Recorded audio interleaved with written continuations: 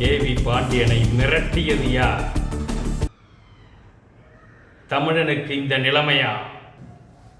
மதுரையை பூர்வீகம் கொண்ட கே.வி. பாண்டியன் அவர்கள் ஒடிசா மாநிலத்தில் செட்டில் ஆகிவிட்டார்.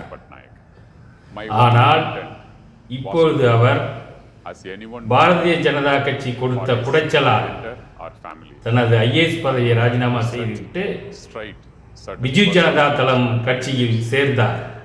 இப்போது மேலும் அவருக்கு பிரச்சனையை கொடுத்து அந்த கட்சியில் இருந்து விலகிவிட்டார். காரணம் என்ன?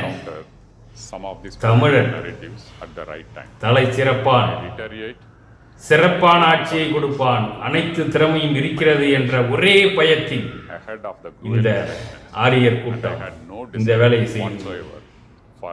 இதற்கு தமிழ்நாட்டில் இருந்து யாருமே குரல் கொடுக்கவில்லை. காரணம், தமிழ்நாட்டை தமிழன் ஆளவில்லை.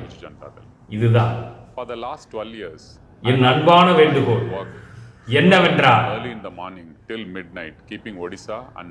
நாங்கள் இங்கு போராடி கொண்டிருக்கிறோம் தமிழர் ஆட்சி அமைய வேண்டும் என்று.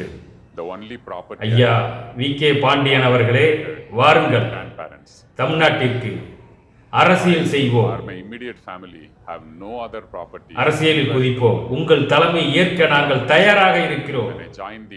அதற்காக எந்த விலையும் நாங்கள் கொடுக்க தயாராக இருக்கிறோம்.